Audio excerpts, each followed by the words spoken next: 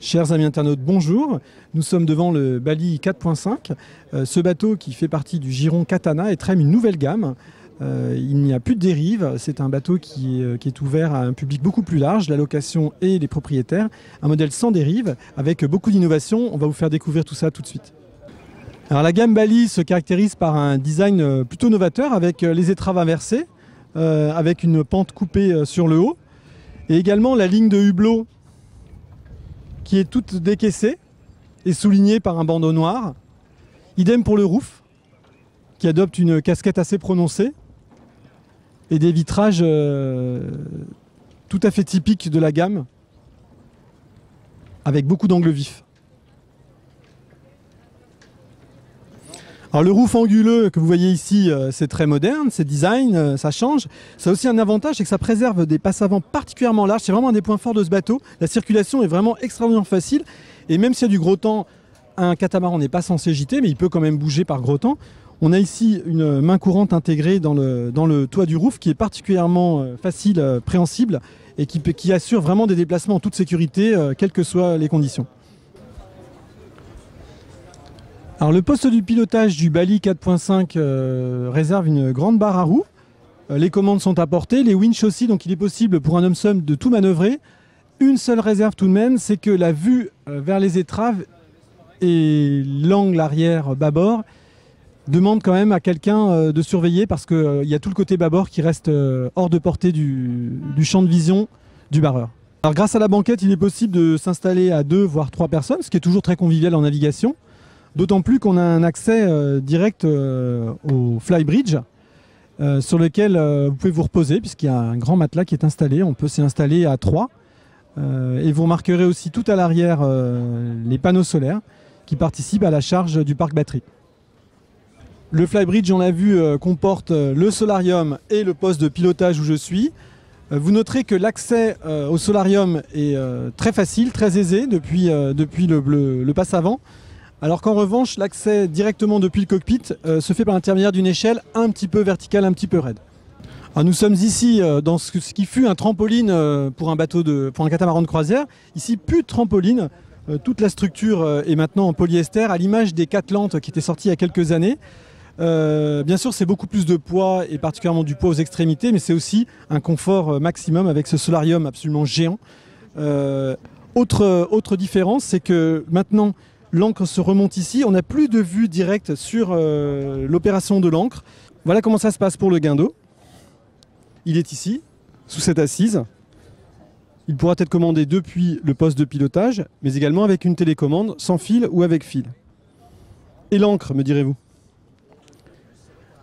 L'ancre est juste ici.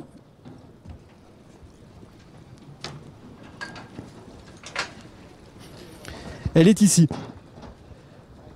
Grâce à la fente, vous pouvez surveiller ce qui se passe, c'est-à-dire si vous remontez un bout, si l'ancre est sale, où elle en est. On peut également se pencher un petit peu vers l'avant avec la télécommande pour savoir à peu près où on en est par rapport à l'ancre. En fait, l'angle mort est assez limité. Néanmoins, il semblerait qu'une fenêtre un petit peu plus grande aurait été judicieuse.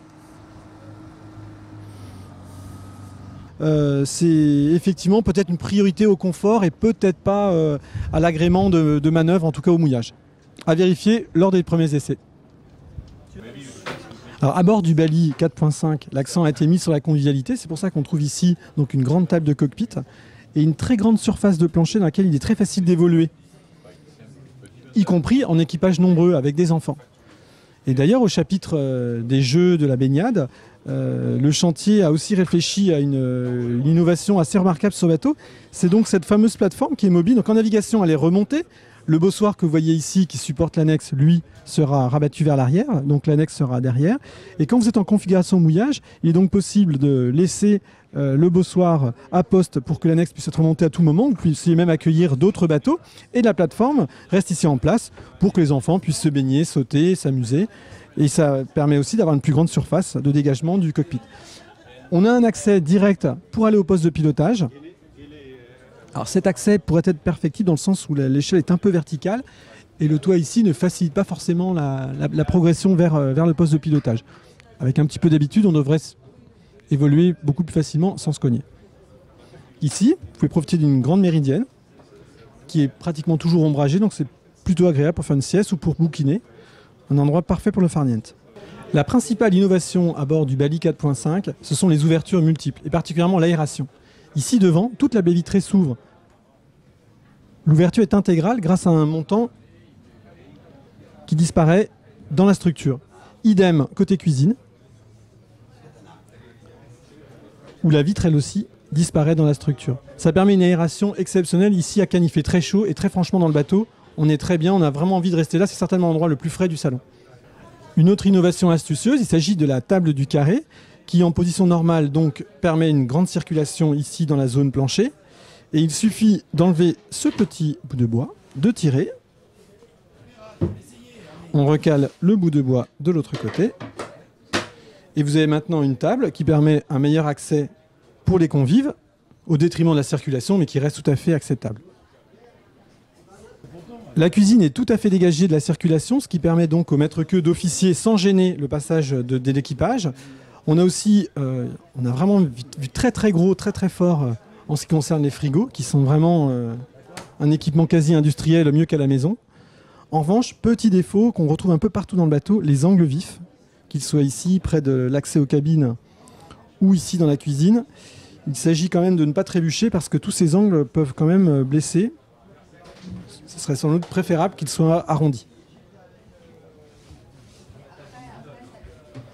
Le modèle que nous vous présentons aujourd'hui est un modèle propriétaire, c'est-à-dire que la coque bâbord est dédiée au seul propriétaire. On a juste un cabinet de toilette et une grande couchette. On va visiter ça tout de suite.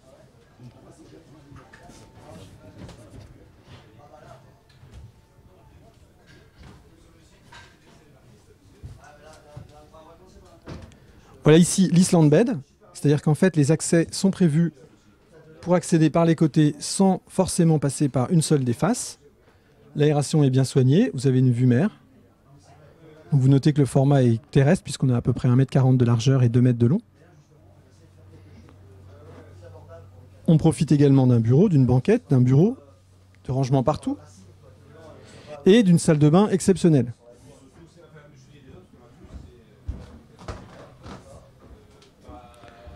Cette salle de bain est bien sûr beaucoup plus grande que celle qu'on va découvrir dans les deux autres cabines qui sont dans la coque tribord.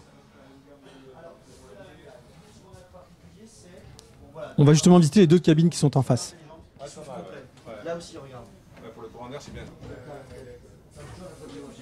Si tu as des copains qui viennent de la marine qui étaient depuis longtemps, tu peux les faire quand même rentrer. Bienvenue dans la coque tribord. Donc ici, on a deux cabines, contrairement à l'autre côté bâbord. Alors dans la version charter, la version location, cette coque sera en fait identique de l'autre côté. Donc on a une grande cabine à l'arrière, le cabinet de toilette qui bien sûr sera beaucoup plus petit, on va le découvrir tout de suite. Voilà, ça n'a rien à voir, mais vous avez quand même le strict minimum, c'est-à-dire une douche, un WC, un lavabo et quelques rangements.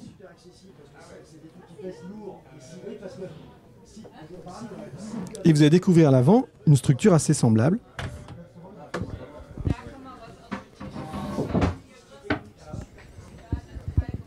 À savoir une cabine toujours avec un Island Bed, tout de même beaucoup de volume, et une salle de bain à peu près équivalente à celle que vous avez découverte à l'arrière.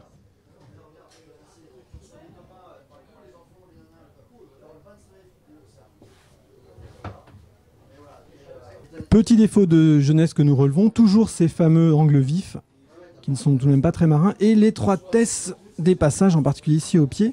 On aimerait avoir des passages un tout petit peu plus larges pour cette cabine avant. Alors ce Bali 4.5 donc innove une nouvelle gamme.